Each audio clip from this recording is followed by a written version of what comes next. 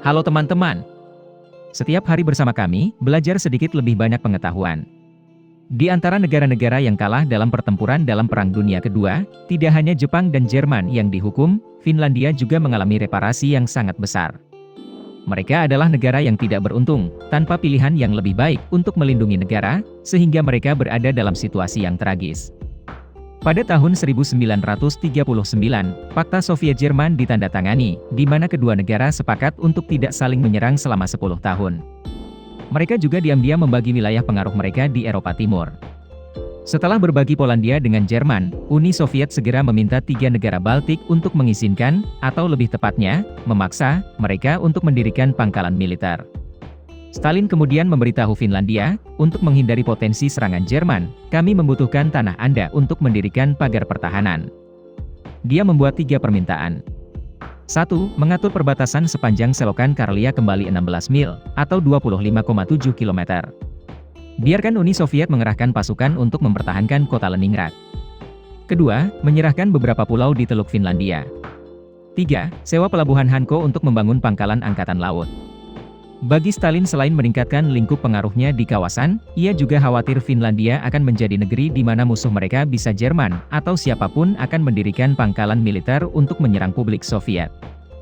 Alasan lain adalah bahwa sebelumnya, selama Perang Saudara Rusia, Finlandia mendukung oposisi untuk memerangi komunis.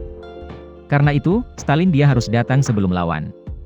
Sebaliknya, Finlandia juga menyatakan kecurigaan bahwa Uni Soviet hanya menggunakan alasan untuk menduduki dan memerintah negara ini.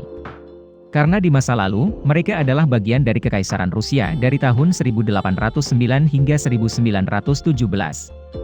Karena itulah mereka dengan tegas menolak permintaan Stalin. Pada tanggal 30 November 1939, Uni Soviet menginvasi Finlandia, meresmikan Perang Musim Dingin yang terkenal. Tentara Finlandia, selain keunggulannya di medan dan kemauan untuk berkorban, dalam segala hal lainnya jauh di belakang Uni Soviet. Mereka cukup sendirian dalam pertempuran, sama sekali tidak ada sekutu Eropa yang terlibat. Namun, pertempuran mereka berhasil di luar dugaan.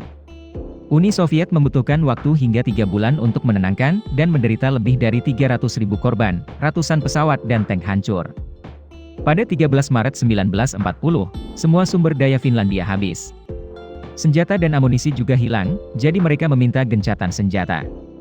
Perjanjian Moskow ditandatangani, memaksa mereka untuk menyerahkan 10% wilayah mereka ke Uni Soviet. Juga karena keberhasilan Perang Finlandia yang tak terduga, Hitler kemudian secara keliru mengira bahwa Uni Soviet adalah lawan yang mudah untuk diserbu. Setelah perjanjian damai ditandatangani, Finlandia masih takut Uni Soviet akan berbalik dan menyerang seluruh wilayah. Jadi mereka beralih ke Swedia, tetapi negara itu tetap netral. Dan mereka beralih ke Inggris lagi, tetapi juga ditolak dukungannya. Karena London masih berharap bahwa Uni Soviet akan menjadi sekutu melawan Jerman, ia tidak ingin menyinggung mereka. Pada akhirnya, tanpa ada yang mau membantu Finlandia, Hitler melamar. Kami akan memberi Anda senjata untuk membantu Anda bertahan. Sebagai imbalannya, Anda membiarkan kami melewati wilayah Anda untuk menyerang Uni Soviet. Mengingat kemenangan berturut-turut Nazi, dan perang mereka yang cukup berhasil, Finlandia percaya bahwa Uni Soviet akan dimusnahkan. Jadi mereka dengan cepat menyetujui persyaratan Hitler. Pada tanggal 22 Juni 1941, Jerman melanggar Fakta Non-Agresi dengan Uni Soviet, dan melancarkan serangan habis-habisan terhadap Uni Soviet dari Barat. Ada 4 tujuan utama yang ditetapkan. 1. Dapatkan lebih banyak tanah untuk pemukim Jerman. Kedua, menghapus ancaman rezim komunis Soviet. 3. Menduduki sumber daya minyak dan makanan. 4. Menggunakan yang kalah sebagai budak untuk melayani perang. Dengan keyakinan bahwa kemenangan tidak dapat dihindari, Finlandia mengumpulkan pasukan dengan Jerman untuk menyerang Uni Soviet. Tujuan mereka adalah untuk mendapatkan kembali wilayah yang hilang. Namun, mereka meremehkan lawan mereka, dan menderita kekalahan pahit. Pada tanggal 4 September 1944, Finlandia menyadari bahwa perang sudah jelas, dan bahwa Jerman pasti akan kalah dalam pertempuran. Jadi lebih baik berbalik sebelum terlambat.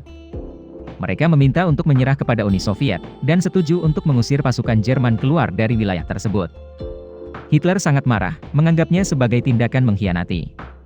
Tetapi Finlandia menganggap bahwa mereka tidak memiliki perjanjian aliansi formal dengan Jerman, sehingga mereka tidak dapat disebut pengkhianat. Untuk alasan ini, selama Perang Dunia Kedua Finlandia tidak dianggap sebagai negara poros dan tidak disetujui oleh sekutu. Setelah perang, untuk menghindari diduduki oleh Uni Soviet seperti Jerman Timur, para pemimpin Finlandia telah berulang kali mengakui kesalahan mereka dan setuju untuk menanggung kompensasi yang besar. Selain menerima kehilangan 10% wilayah, mereka harus membayar tambahan 300 juta dolar, setara dengan lebih dari 5,5 miliar dolar hari ini.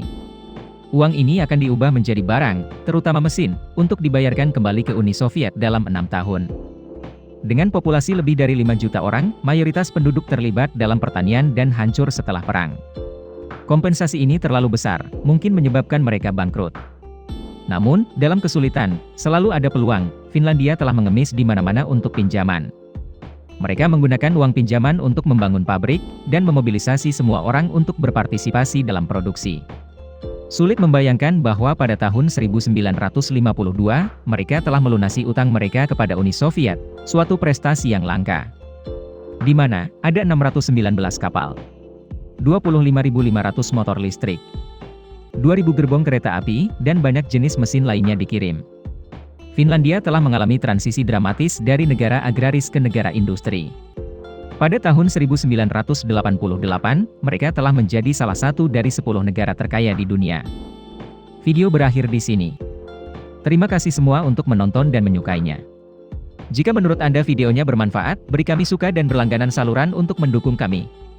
Sampai jumpa dan sampai jumpa lagi.